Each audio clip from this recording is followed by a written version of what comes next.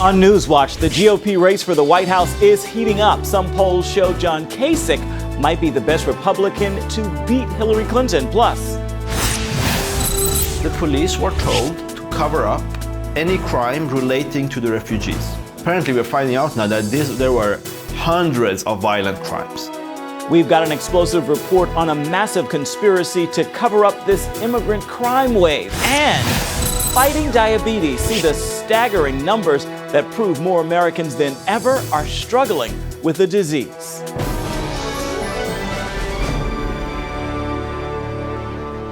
Thank you so much for joining us for CBN NewsWatch. I'm Ephraim Graham.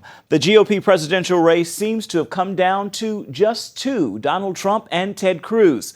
Both are now battling in New York State, where Trump has unleashed a fresh round of insults. But polling shows the candidate with the best chance of beating Hillary Clinton is John Kasich. DeHurt has the story. Even after his loss in Wisconsin to Ted Cruz, Donald Trump remains the leader for the GOP nomination. Barring something unexpected, Trump should be the delegate leader going into the GOP convention.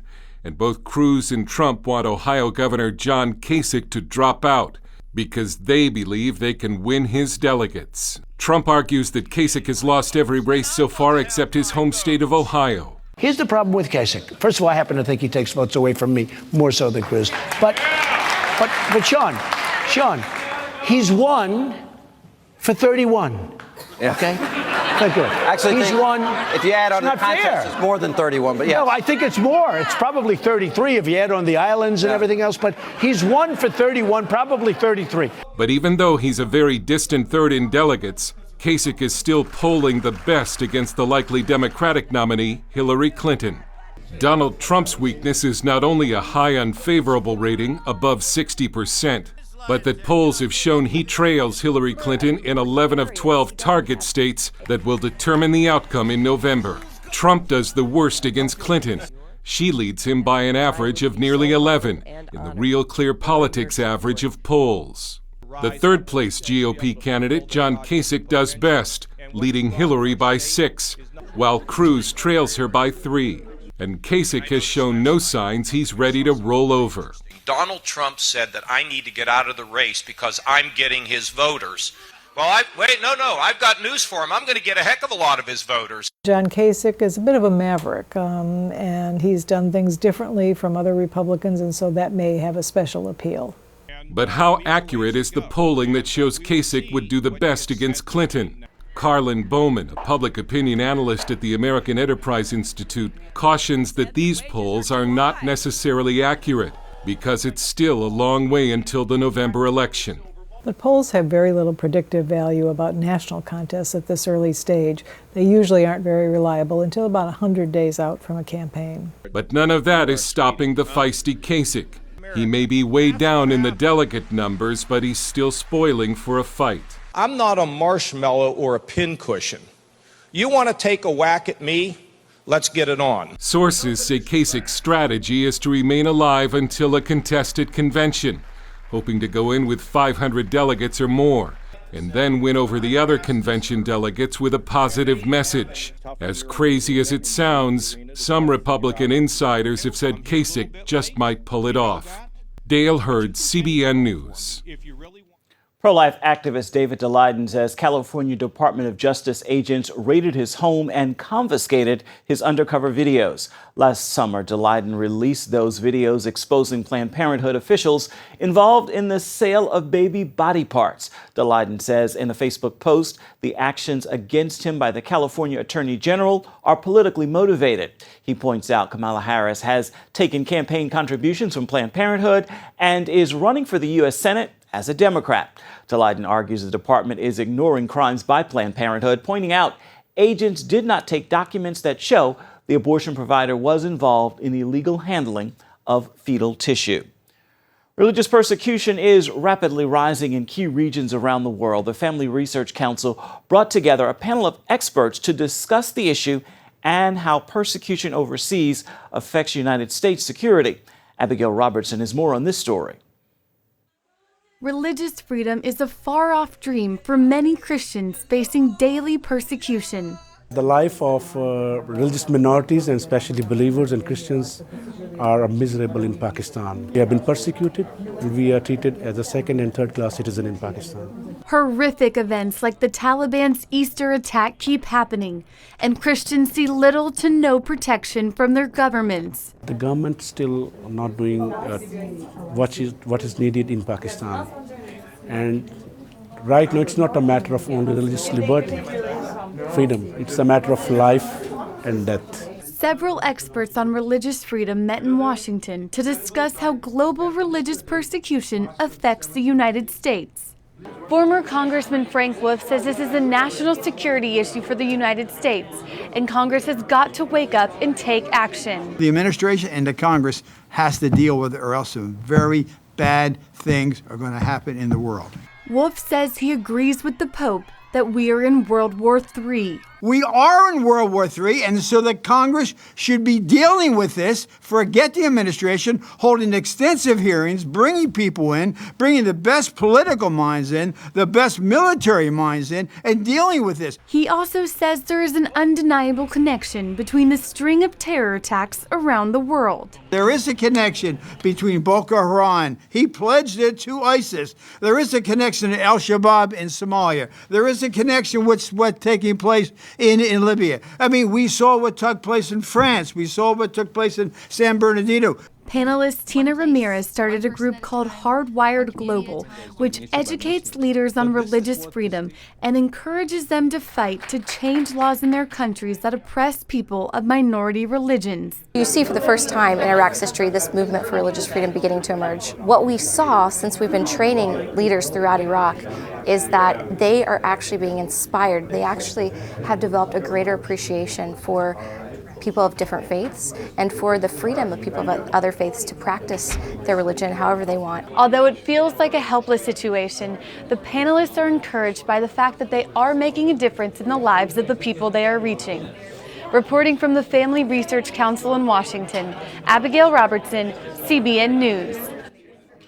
And speaking of religious freedom, Canada has officially closed its Office of Religious Freedom. The decision was made in late March under the leadership of Liberal Prime Minister Justin Trudeau. Since 2013, the office advocated on behalf of all faith groups, and many of them are upset about the decision. A spokesperson for the U.S. Commission on International Religious Freedom says, quote, "We now have one less strong partner and one less voice for religious freedom. This is a very unfortunate message to send out to the rest of the world at this time." Trudeau's administration says it will now focus on worldwide issues of human rights. A Tennessee House panel has revived a bill that will require public school students to use restrooms of their biological sex. The vote came despite concerns the state could lose federal education funding if the bill becomes a law. The Tennessee House also passed a bill that would allow counselors to turn away patients based on their religious and personal beliefs. Critics say the measure allows therapists to discriminate, but supporters say it protects the rights of everyone, including the therapist.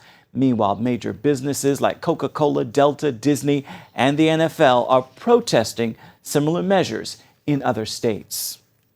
Country music icon and fans mourn the death of music legend Merle Haggard. Haggard died yesterday on his 79th birthday after battling pneumonia for months. He had been a guest on the 700 Club back in 2000. He talked about his life of bar fights, broken marriages, and prison sentence despite being raised a Christian. He said it was when he was locked up in prison that God showed him a different direction for his life. From then on, Haggard committed his life to God and to his music.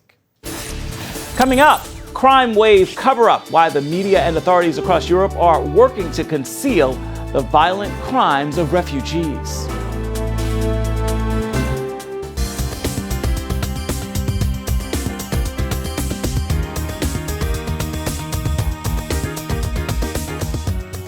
They are not telling us the truth. That is what people in Europe have been saying after they found out their governments and news media have been covering up some of the actions of immigrants in their countries. And those actions include crime, chaos, and terrorism. Dale Hurd brings us this shocking report. We now know there has been a cover-up by governments and the media in Western Europe about the potential danger of immigration from the Islamic world. It was a conspiracy involving politicians, police officials, and journalists. Europeans were programmed by a relentless media campaign to believe immigration was good and criticism of immigration was racist. Months before the deadly Islamic terror attacks in Belgium, left-wing demonstrators were playing dead in the streets, protesting for more immigration from the Middle East and against stronger borders in Europe. Stronger borders that might have saved the lives of 34 people killed in Brussels last month. No more walls in Europe. The left's mantra has been no walls, no borders. But many Europeans now realize they were sold a bill of goods about open borders and immigration. Media campaigns like this were meant to condition Europeans to feel badly about opposing immigration. But one thing Vincent has always had a problem with is foreigners, especially the new lot. All these Ivankas, Elenas, Bogdans, or Pedro, Joaos, social benefits abusers, stealing honest people's jobs for peanuts as a wage, stealing people's lives, wives, even their cats. Voices who warned about the threat from open immigration were either branded racist or simply ignored. This Belgian Jewish leader warned CBN News a year and a half ago that the Belgian government was too soft on Muslim extremists and more attacks were coming. You know, we say, I don't know if I will say it right in English, but if you want to eat with the devil, you need a very long fork. I don't know if we say it in English. I think that there is no fork long enough to eat with Islamism. And the multicultural charade has crumbled.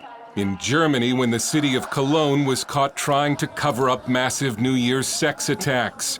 In Sweden, where the public learned that the police and the media covered up large-scale sexual assaults at a summer music festival in Stockholm last year. And in Brussels, which became a home to some of the most dangerous terrorists in Europe. In cities across Western Europe, women are now afraid to walk alone at night on the street. Muslims make up almost half of Belgium's prison population. Jews everywhere live in fear. This didn't just happen, but in many cases the information about it was suppressed. Sweden has been notorious for censoring the problems of immigration. Newspapers obscured the faces and changed the skin tone of crime suspects with immigrant backgrounds, but showed their faces if they were white native Swedes. The Swedish police even had a special code when handling immigrant crime, 291. Swedish policy analyst Tino Sanandaji. Code 291, and this is, now in every Swedish newspaper is reporting this.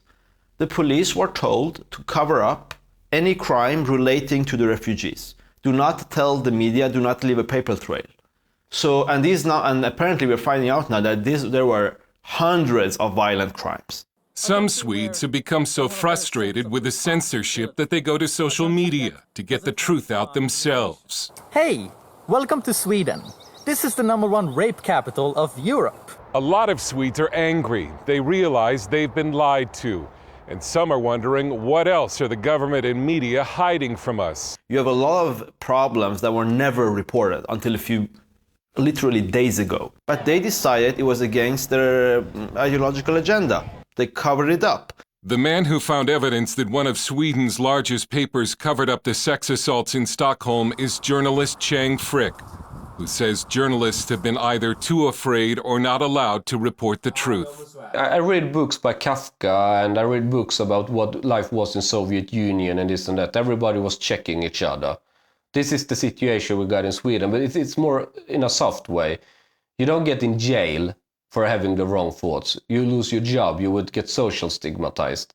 The paper Dagens Nyheter says the claim that it was part of a cover-up is a lie and that it could not confirm the story. Ingrid Carlquist, a distinguished fellow at the Gatestone Institute, has been warning Swedes for years that they were being misled about immigration. Now she feels vindication. I've been trying to tell the Swedish people, this for 5 years or something. And everybody said, no, it couldn't be like that. Politicians don't lie like that. They lie about little things. They don't lie about big things. Journalists, they are honest. They couldn't lie about this. No. Now everything has exploded. And there is not a person, there is not a living person in this country who can go on doing like this. Because now it's out there. Swedish immigration policy has now changed. It was forced to because it faced a system-wide collapse. But if you think the European left has learned its lesson about the danger of open borders, you would be wrong. After the Brussels attack, there were several articles essentially blaming terrorism on racism and calling for continued open borders. There are, of course, refugees who need help, but Europe's misplaced generosity has brought war to its doorstep, and some believe that politicians, police officials, and journalists now have blood on their hands. Dale Hurd, CBN News, reporting from Brussels and Stockholm. Next, a diabetes epidemic in America and the main culprit, sugar. See how the deadly disease can be reversed simply by changing your diet. Today is World Health Day, when doctors around the globe focus on a major health crisis. This year, that crisis is diabetes. The numbers have skyrocketed 10 times what they were just 50 years ago. Lori Johnson traveled to Duke University, where a diabetes doctor is helping patients lose weight and ditch their meds. Like millions of Americans, Janet Huffstetler felt diabetes ruining her life. Then she changed her diet. I will tell you, I have never felt so good.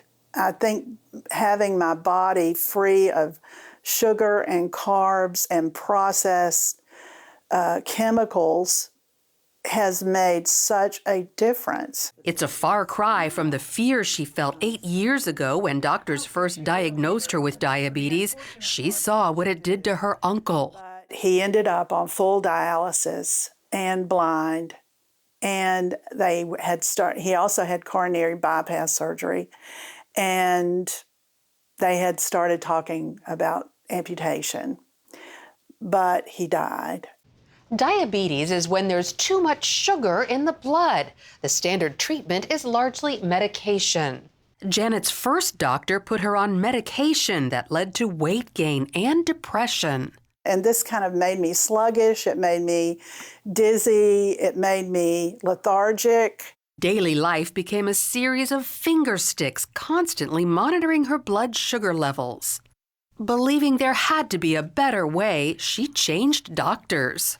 I came home and Googled, and Dr. Westman's name kept coming up, and I was fortunate enough to get in to see him. That appointment sent her to the nationally recognized Duke Lifestyle Medicine Clinic and Dr. Eric Westman, who helped reverse Janet's diabetes through his diet-only approach. Diabetes and obesity is complicated. There are lots of factors that are involved, but most experts agree that it's the foods and the beverages that people eat that are the major cause for diabetes and obesity in the U.S. And so that should be the major focus of treatment. Instead of treating the sugar in his patient's blood with medicine, Westman simply eliminates their sugar intake. The program is tremendously successful if you do it. Susan Hollowell did it and went from spending $400 a month on diabetes drugs down to zero. I was insulin dependent, 5 injections a day. The third day of my diet, my blood sugar dropped to 150, and I asked Dr. Westman, what should I do about my insulin? I didn't want to go over. And he said, get off of it. That was 3 months ago. Now she's 20 pounds lighter with greater energy than before. Dr. Westman admits it's not easy for some people to give up sugar. There's a feed forward, a drive that comes from eating sugar, that eating sugar makes you want to eat more sugar. So his patients use artificial sweeteners to manage their withdrawal symptoms. After a while, you don't crave those things anymore. You don't want it.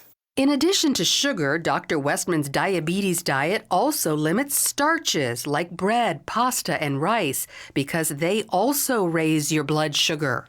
Surprisingly, the diet allows patients to eat fats, the unsaturated kind like olive oil and avocados, and saturated fat like coconut oil and butter. Although this diet may sound revolutionary, it's actually a throwback.